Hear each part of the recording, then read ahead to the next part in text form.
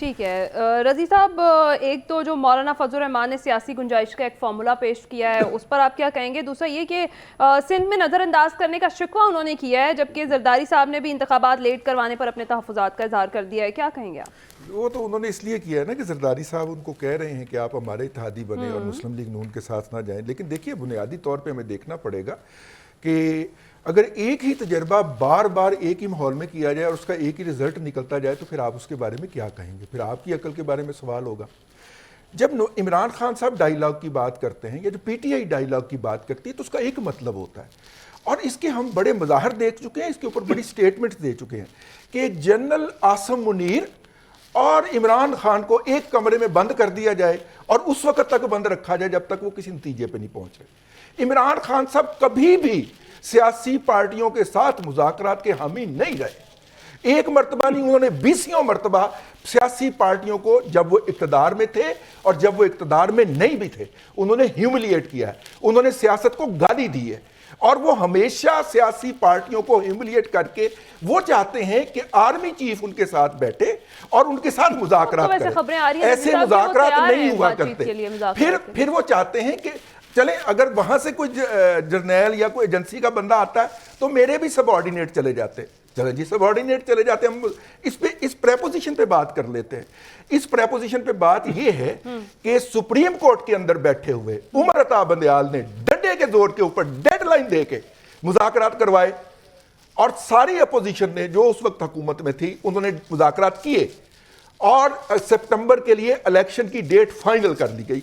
اور جب عمران خان صاحب کی اپنی مذاکراتی ٹیم یہ تجاویز لے کے عمران خان صاحب کے پاس پہنچی تو ریکارڈ کے اوپر ہے کہ انہوں نے اس کو ریجیکٹ کر دیا اور بڑی ہی نخوت کے ساتھ اس کو مسترد کیا۔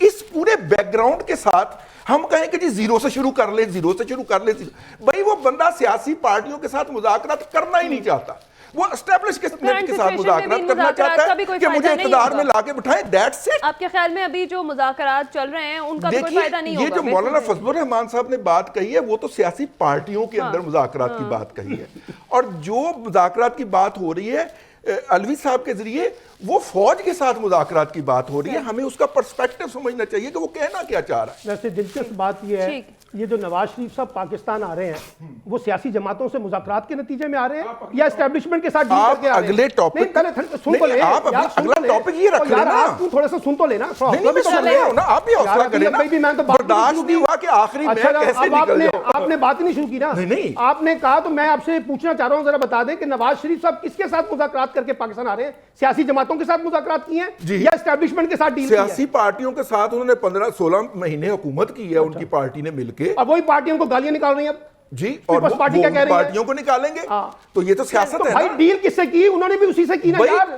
کن سے کی؟ جن سے وہ ڈیل کر کے جدہ گئے تھے، جن سے ڈیل کر کے اسپتال سے وہ وہاں پہ علاج کروانے گئے تھے، اور جن سے ڈیل کر کے واپس آ گئے، تو پھر ان کا بھی نام لے لینا۔ عمران خان کا تو نام لے لیا، نواز شریف کا نام لیتے ہوئے شرم آتی ہے۔ میں ان کو گھسیٹ کے نواز شریف کا نام لیتے ہوئے شرم آتی ہے۔ دیکھیں دنیا کی شمال کی جنوب کی بات ہو تو میں وہاں پہ مریم نواز شریف کو کیسے گھسیٹ کے لے آؤں؟ کیونکہ آپ لاتے ہیں، آپ کو ان سے ہمدردی ہے نا، آپ کو ان سے ہمدردی ہے نا، مجھے یہ مہارت حاصل ہے نا کہ آپ کو مبارک آپ